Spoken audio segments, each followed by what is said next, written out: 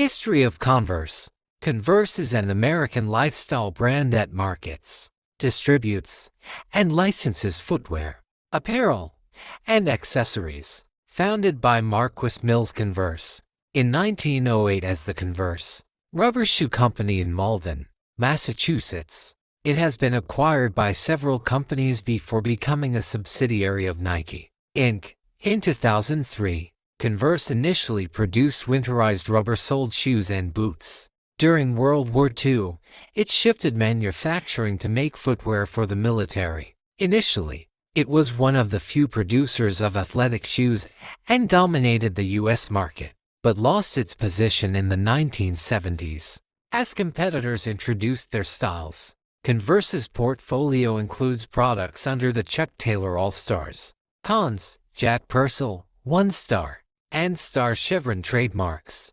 It frequently collaborates on special edition product releases with other brands such as John Varvatos. The growth of Converse as a casual fashion accessory contributed to $2.40 billion in revenue in 2023, 1908 to 1940 early years. 47-year-old Marquis Mills Converse, a manager at a footwear manufacturing firm, opened the Converse Rubber Shoe Company in February 1908. In Malden, Massachusetts, the company was a rubber shoe manufacturer, and its early inventory included winterized rubber-soled footwear, galoshes, tennis shoes, and some known footwear items like automobile tires. In the summer of 1916, the Converse basketball line was established. By 1917, the Converse All-Star basketball shoe was introduced and quickly became successful during World War I and the Spanish flu. In 1922, basketball player Charles H. Chuck Taylor walked into Converse complaining of sore feet, and Converse gave him a job as a salesman and ambassador. He promoted the shoes around the U.S.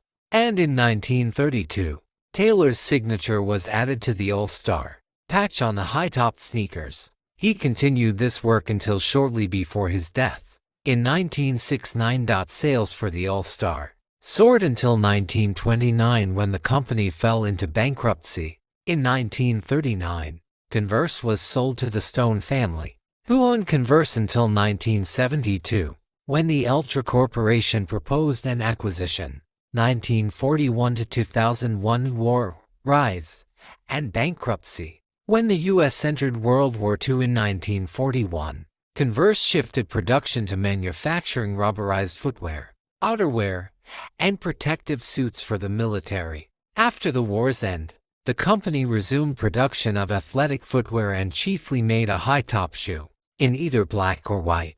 In the 1950s and 1960s, Converse promoted an American image with its Converse Basketball Yearbook. Artist Charles Cairns created cover art that celebrated Converse's role in the lives of high school and college athletes. In 1957, Converse came out with a low-cut style of All-Stars. By 1966, the shoe was also available in school colors. Converse customized shoes for the New York Renaissance, the Wrens, the first all-African American professional basketball team. The shoes were designed to be non-skid, which gave basketball players better grip. An extra strip of rubber was eventually added to protect the shoes from constant pivoting. This was called the pivot button. In 1962, center Wilt Chamberlain of the Philadelphia Warriors scored 100 points in a National Basketball Association NBA game while wearing a pair of All-Stars, taking a 169-147 victory over the New York Knicks in Hershey, Pennsylvania, on March 2nd. By the early 1970s, Converse had diversified to include manufacturing, sporting goods, and industrial products. Converse was acquired by the Ultra Corporation in 1972 and bought out one of its biggest competitors at the time, P.F. Flyers, from B.F. Goodrich. However, federal courts ruled the sale a monopoly and the deal was subsequently broken up through antitrust litigation. Converse only retained the trademark rights to the Jack Purcell line, which it still produces. The Chevron and Star insignia logo that remains on a large portion of Converse. Footwear was created by Jim Labadini, an employee. Ultra was acquired by Allied Corporation. In 1979, Allied moved out of the consumer products business in the 1980s. And in October 1986, Converse was acquired by Interco, Incorporated and spun off in 1994.